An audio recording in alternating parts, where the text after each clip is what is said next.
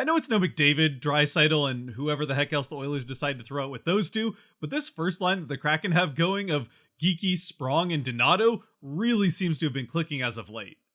Wait, what do you mean that's not the first line? What's cracking, everybody, and welcome to Kraken R&R, where for the third game in a row, the Seattle Kraken come out with 2 points and the win. And this time, they didn't even have to resort to late game heroics and a big third period comeback. They just handled business throughout the entire game and win this one in shutout fashion, 4-0 in Minnesota against the Wild. Which coincidentally also happens to be the same place that the last time the Kraken visited there at the end of last season, in game 77 of that season, they had their first in franchise history, and other than this one, only other 3-game winning streak ended. So, yeah, it's definitely nice, if nothing else, to have this season's first 3-game win streak come in game 12, rather than game 76. Also, speaking of coincidences between that last trip to Minnesota last year and this first one this year, according to ESPN anyway, the top performer for the Kraken in that last trip last year was Jared McCann, and unfortunately, the one piece of bad news coming into this game is that McCann was out for this one with an injury. We don't really have a lot of other details at this point. He didn't leave the last game early, so I would imagine this is probably just a day-to-day and not a long-term exit for McCann. At least, though, as a silver lining to McCann's absence in this game, it did give the Kraken one more chance or one more way to get Shane Wright back in the lineup, which they actually took advantage of, putting him at wing for this game in McCann's spot instead of at center and mixing up the lines. Which, actually, now that I think about it, is kind of an interesting and maybe unexpected decision coming into this game, even if we knew McCann was going to be missing it, considering they also had Kuhlman, who has played a lot more with Tanev and Gord, where Wright actually ends up slotting in. Either way, again, Wright did end up slotting in with Gord and Tanev, and it gave him a chance to get a lot more ice time than he's seen at all this season, eventually ending this game with well over double what he's seen on average at over 13 minutes. And if you thought that was a surprise, Wright stepping in at wing instead of, say, Kuhlman again, for example, especially after he missed 4 games as a healthy scratch, and then also gets 13 minutes of ice time, actually 13:24, then it would come as even bigger surprise that some of that time on ice came on the power play, where, again, McCann needed his spot there filled, which Wright actually ends up stepping in Beniers' spot on the second power play unit as Beniers moves to McCann's spot on the first power play, which also in and of itself was a little weird because that meant Beniers was on the other side of the power play from where he usually is, but anyway. Oh, and also Martin Jones was back in net for the Kraken after missing the one game in Calgary for a personal reason. As we get into the game, the Kraken do get off to a pretty good start. I mean, sure, offensively, they don't get a goal, but they do get a pretty good push at the offensive end and even get an early power play, though that also doesn't score. But mainly, it's a very good defensive start once again for the Kraken, who, in this whole winning streak, have been playing very solidly on the defensive end. Also, forecheck and especially backcheck for the Kraken was very strong enough here that it prevents the Wild from even getting a shot on goal for the first 12 minutes of the game. Or at least a few seconds away from 12 minutes anyway. And yes, eventually, the Wild would add a second, third, and even a fourth shot on goal by the end of the first, 2 of those coming on a power play that they had right towards the end of the first period. Still, we get to the end of one with the score tied 0-0. Early on in the second, though, it is the Wild who start to build momentum first, which I have to admit made me a little bit nervous that we were going to have a repeat of the second period in Calgary. Fortunately, this Wild pressure doesn't last too long, although it did almost find the back of the net as a puck managed to bounce past Jones, and I'm not sure if it was going to go in. I mean, it's hard to tell for sure from the screenshot or even the replay, but Dunn is at least able to pull it off the line as it's bouncing towards the corner. Whether or not it was going to go into the net, though, without Dunn rescuing it at the last possible second, there's no denying the fact that the Kraken dodged a bit of a bullet here, as the puck bounced around in front of what was basically an empty net for long enough that a Wild stick could have gotten to it, and certainly long enough to make Kraken fans nervous and probably all thinking in unison, no, no, no, no, no! Oh. And to add to the fortune of the Kraken, over the next couple of minutes, after nearly giving up the first goal of the game, they're able to slowly change the momentum back in their favor and back down towards the Minnesota end of the ice, where, of course, it's the fourth line that eventually gets set up in the offensive end, and they, well, do what they've done best over these last few games: put the puck in the net. The play starts down near the right corner in Minnesota's end of the ice, where Donato's able to lay a nice reverse hit in order to give himself space and get to the puck first along the boards, which he quickly wraps around the boards down behind the net and out to the other side, where Larson goes up to pinch and try to take it off of the boards, but he misses it. Fortunately though, seeing Larson pinch down into the offensive end, Sprong makes a heads-up play and circles up towards the blue line to cover Larson's spot up in the corner, and he, as the puck gets past Larson, is able to take it off of the boards, fire off a wrist shot towards the net, which goes off of Geekie, off of, I think, Fleury, and into the net to give the Kraken the 1-0 lead. It's not Sprong's goal, it's of course Geekie's goal, his now 4th of the season and 4th in the last 5 games for him, 4th in 8 already where he had 7 in 73 last season. Still, it's another one for this 4th line that just keeps producing for the Kraken. Not long after, Geekie, the 4th line, and the Kraken break the ice here though, but they end up sending the Wild to another power play, which also comes in spite of the fact that at least 2 tripping calls were missed on Kraken players, and here, I think this was actually the 2nd tripping call against a Kraken player. Either way, the Wild are getting a power play and a chance to tie up the game quickly after the Kraken took the lead. And although it does take them a while to get going, as the Kraken penalty kill does a very good job of making it difficult for them to enter the offensive zone at least cleanly anyway, eventually towards the end of the power play, they do get set up and they get one very good scoring opportunity as a cross-crease pass gets to Kaprizov, and he has some empty net to shoot at. Fortunately for the Kraken, dodging another bullet here, Kaprizov doesn't get all of the one-timer, and Jones is able to catch the fluttering puck before it would have fallen into the net. It's still an easy save for Jones, as Kaprizov would like to have that one back. And so, for the second time this game, the Kraken penalty kill, which got off to a pretty rough start this season, but is now on a bit of a hot streak, is able to continue that here, going 2 for 2 on the kill, as this would be the last power play the Wild would get. And once again, the good fortune for the Kraken only continues after a now 2nd missed good opportunity for a goal for the Wild. Seattle's able to slowly build momentum back in their favor, and eventually, the Wild do them a bit of a favor and help them out as they push down to the other end of the ice. The Wild go off on a terrible line change as all 3 forwards go off at once, leaving their 2 defensemen to kind of just fend for themselves on a 4-on-2 chance for the Kraken. Yeah, if you're the Wild, this is definitely not the situation you want to be putting your defense in. For the Kraken, though, even though in some of these opportunities they have passed the puck a little bit too much and overthought things, this time they make absolutely no mistake, as Alexiak carries it in, gets it back to Gord, and Gord has a couple of options here. He could go to right or go back to Alexiak. He originally fakes to right, which gets the defensive stick to go there, and then passes it quickly over to Alexiak, who fires it into the net to give the Kraken the 2-0 lead. And for Alexiak, his 3rd already of the season, after having just 1 in 72 games last year. And for poor Marc-Andre Fleury in net for the Wild on this one, who also happens to be the only healthy goaltender I currently have on my fantasy team, as I also have Ottinger and Grubauer. Yes, Grubauer was a homer pick.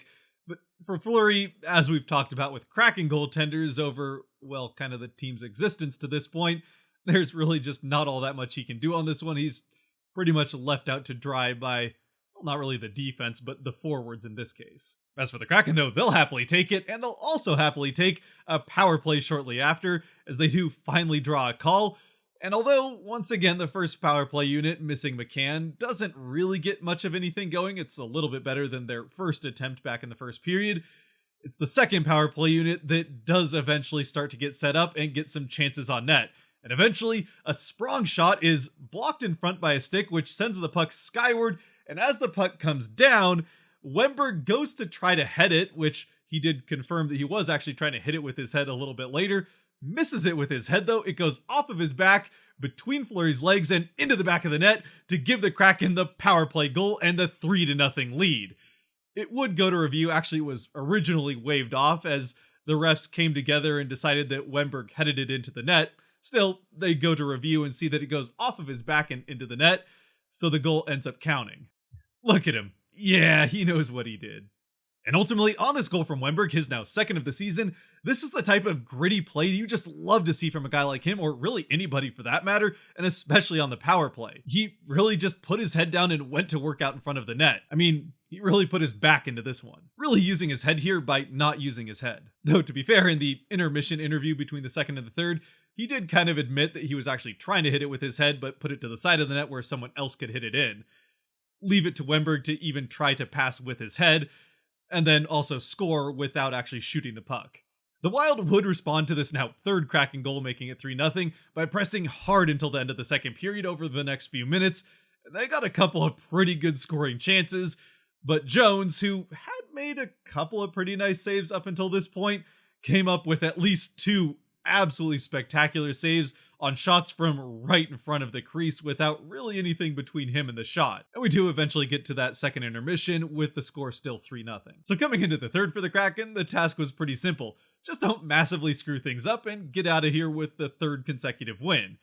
Unfortunately, they're not only able to do that, but they actually play this third period pretty well, especially defensively, as the defense comes back after kind of disappearing here and there throughout the second period, especially towards the end of it, had some lapses.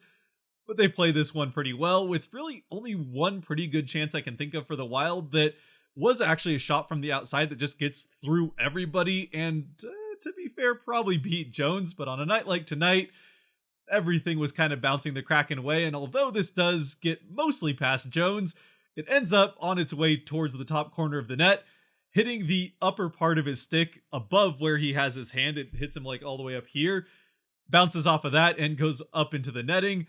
So Jones catches one more break and ends up finishing off the shutout. But of course, before Jones can close out the shutout, the Kraken do still have to get that fourth and final goal, which ends up coming about halfway through the third period. A third period that was fairly back and forth and didn't have any particularly great chances on either end of the ice. We already talked about the Wild not having that many good chances, but the Kraken also didn't have too many great A's themselves. And this one ends up coming from Burakovsky getting it up to Borgen, who from the blue line fires off a shot down Main Street, and Wennberg tips it home. And this time, thinking outside of the box, he even uses the blade of his stick to tip this one in. I mean, honestly, what can't this guy do? His second of the game and third of the season. I do also think it's worth mentioning that between this Wennberg goal and the end of the game, which of course this ends 4-0, there was one shift in particular from Matty Beniers that was one of the best shifts from a single player that I've seen all season. No, he didn't score on it, but he did get two very good shots off on net, and also created a good scoring chance for Eberle. Meanwhile, back-checked twice to save very good opportunities back the other way, getting either his stick in front of a potential shot or lifting a stick and stealing the puck from the player as he was about to take it. An absolutely up and down the ice, 200-foot plays here and there, all in one shift from Beniers. Sure, he isn't rewarded with a point on the board at all in this game, but was playing very well in this one again. And for the Kraken as a whole, in the end with this one, another well-played, start-to-finish complete game that, sure, they got a couple of lucky bounces here and there that may have helped on the way to the shutout itself, but still played well defensively throughout pretty much the entire game. A couple of lapses in the second maybe, but a very good game all things considered. And offensively, well, they didn't put up as many shots as we've seen them put up in some games already this year. With Minnesota, for the most part, actually playing pretty good defense themselves, they were able to take advantage of the few mistakes that the Wild did make and get those into the back of the net. And especially coming off of that game in Calgary, where sure, they did end up coming back and winning that game, they also disappeared for pretty much the entire first half of the second period, and then also completely didn't show up to the start of the third. Still, they do end up winning that game, but it wasn't necessarily the complete game that we would like to see, and now have seen in both the one at home against Pittsburgh, and now this one against the Wild.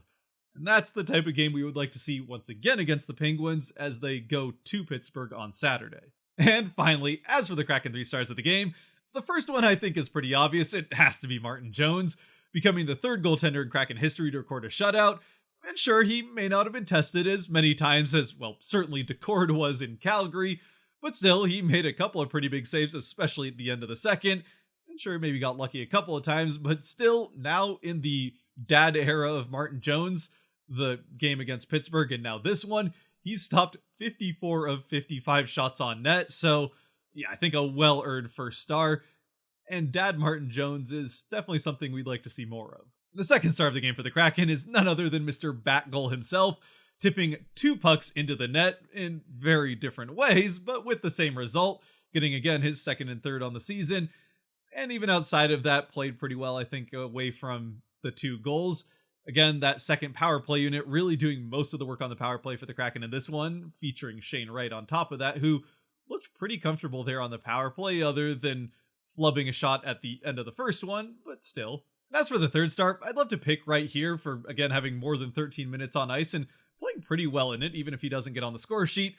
But I have to pick someone from the fourth line. Unfortunately, I can't just pick the full fourth line. I mean, I guess I could. They're my 3 stars. But I'm going to just stick to one, and I'm going to pick Daniel Sprong. I definitely could have gone for Geeky again.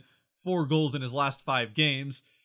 But Sprong ends up with 2 assists, and I think was driving a lot of the play with that fourth line throughout the course of the game.